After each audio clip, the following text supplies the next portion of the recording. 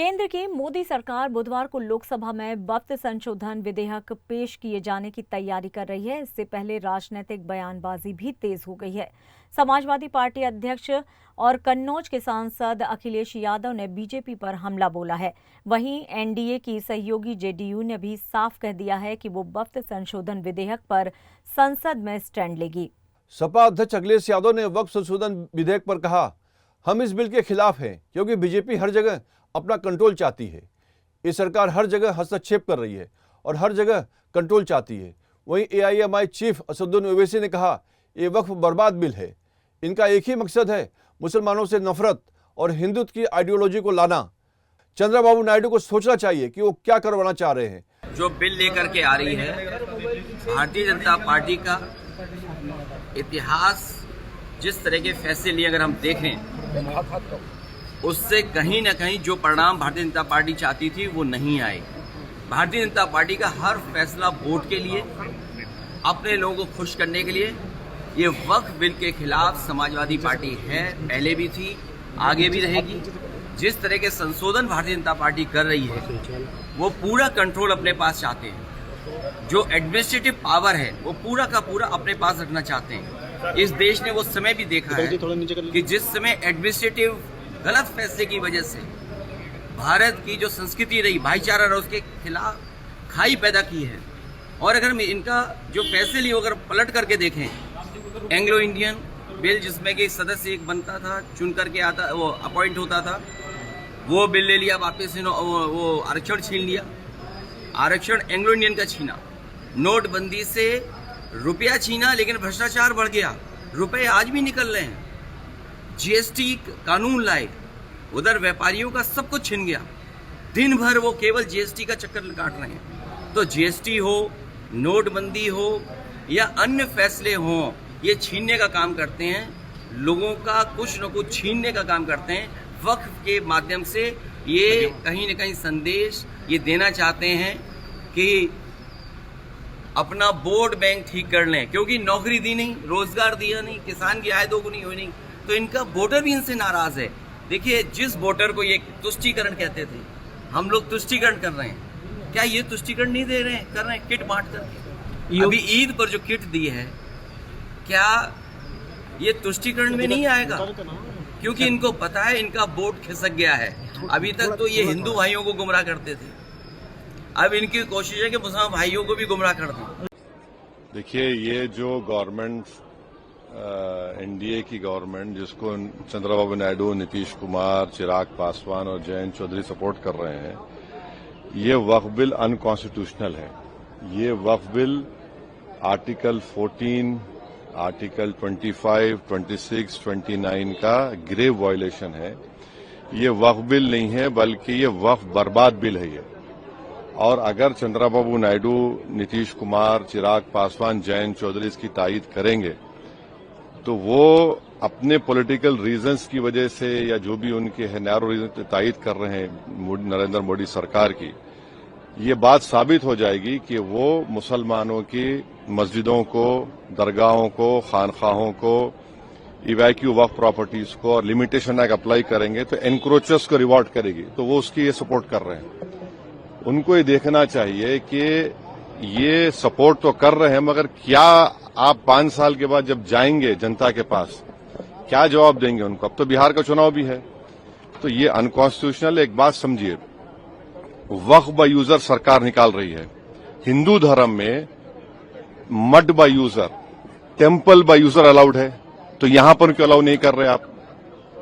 Hindu endowment board में कोई non Hindu member नहीं बन सकता, तो यहां पर आप नॉन मुस्लिम को क्यों बना रहे हैं? तीसरी बात यह है कि एंडोमेंट का जो ट्राइब्यूनल है, उसका डिसीजन के खिलाफ आप रिव्यू डालते हैं। यहां पर आप कह रहे हैं कि उसको अपील करेंगे। हिंदू एंडोमेंट बोर्ड में कमिश्नर, कोई भी हिंदू एंडोमेंट कमिश्नर कोई प्रॉपर्टी को डिक्लेयर कर सकता है एज अ हिंदू धर्म की प्रॉपर्टी।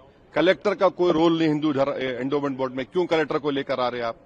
तो ये सब जो चीजें कर रहे हैं ना, एक ही मकसद है, मुसलमानों से नफरत और इस देश में हिंदुत्व की आइडियोलॉजी के तहत ये एक प्रोजेक्ट है जिससे मुसलमानों को उनके रिलीजन से दूर करना, रिलीजियस प्रॉपर्टीज को छीन लेना।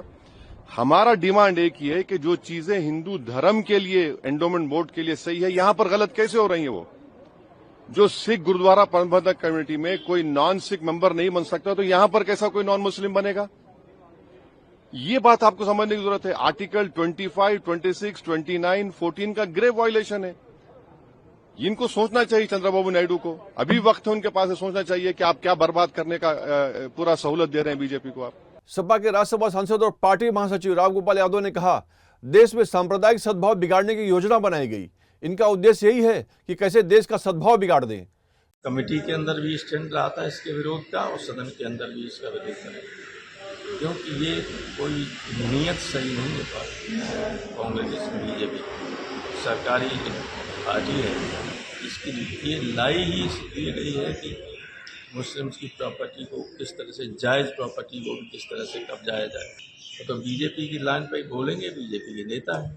वक्फ बिल पर जेडीयू ने बड़ा बयान दिया। जेडीयू ने कहा कि नीतीश कुमार ने मुसलमानों के लिए बहुत काम किया है, संसद में हम अपना रुख साफ करेंगे। केंद्रीय मंत्री राजीव रंजन ललन सिंह ने कहा, जेडीयू नीतीश को विपक्ष के सर्टिफिकेट की जरूरत नहीं है, विपक्ष को अपने अंदर झांकना चाहिए। कांग्रेस ने मुसलमानों के लिए किया क्या वो बताएं। नीतीश जी ने मुसलमानों के लिए काम किया है। नीतीश जी ने मुसलमानों के लिए इतना काम किया जितना किसी शासन ने नहीं किया। उन्होंने आगे कहा, नीतीश जी ने दंगा पीड़ित परिवारों को न्याय दिया। कांग्रेस विपक्ष के लिए धर्मनिरपेक्षता सिर्फ वोट बैंक की पॉलिटिक्स है। लोकसभा का इंतजार करिए, पार्टी का स्टैंड वहां क्लियर होगा। बीजेपी सांसद दामोदर अग्रवाल ने कहा, देश इस बिल का इंतजार कर रहा है। कुछ लोग इस बिल पर गफलत फैला रहे हैं। यह बिल मुसलमानों के लिए अच्छा होगा। इसका विरोध राजनीतिक कारणों से हो रहा है। कांग्रेस को अपना नाम मुस्लिम लीग रख लेना चाहिए। 1948-50 तक वक्फ के पास 56,000 एकड़ जमीन थी। आज उस वक्फ के पास 13,50,000 एकड़। मुसलमान को जानने का हक होना चाहिए वक्फ के पास कौन सी प्रॉपर्टी है और उसका जरूरतमंद मुसलमान के लिए क्या उपयोग हो रहा है। और वक्फ की प्रॉपर्टी आम जरूरतमंद गरीब मुस्लिम महिला या मुस्लिम बच्चों के काम आई, इस सदनियत से एनडीए वक्फ बिल लाया है। कांग्रेस नेता प्रमोद तिवारी ने कहा, सरकार को वक्फ बिल पर खुले मन से चर्चा करनी चाहिए। जेपीसी में कांग्रेस ने जो सुझाव दिए थे, अगर सरकार मान लेती तो ठीक रहता। सरकार से मैं कहना चाहता हूं कि जल्दबाजी में और आपाधापी में इस तरह का बिल सदन से पास ना करें। देखिए, मेरा ये कहना है कि अगर कोई विधेयक लाएं, कोई बिल लाएं, तो उस पर चर्चा तो हो, आपसी सहमत तो बने, जो संबंधित पक्ष हैं उनसे बात करें, तभी तो आगे बढ़ेंगे। अब मैं तो कहता हूं संबंधित पक्ष से या हम लोगों से बात करने के पहले जो उनके दल में जिनके बूते ये सरकार खड़ी है जिन पायों पर, पहले उनसे तो बात कर ले। अपने सहयोगी दलों से जेडीयू क्या कहता है, पासवान जी क्या कहते हैं, टीडीपी क्या कहता है, और हमारे पास तो जब आएगा वो हम देख तो ले उसमें क्या है, तभी तो हम अपने विचार बता सकते हैं।